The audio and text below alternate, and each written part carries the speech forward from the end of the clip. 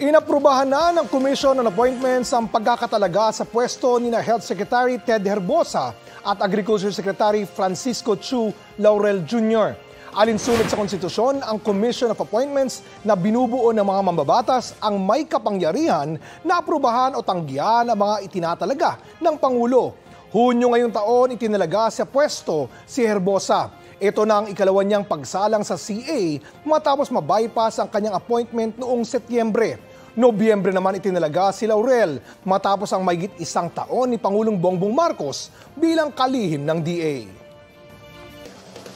Kapuso, alamin ang maiinit na balita. Bisitahin at mag-subscribe sa GMA Integrated News sa YouTube. Sa mga kapuso abroad, samahan niyo kami sa GMA Pinoy TV at sa www.gmanews.tv.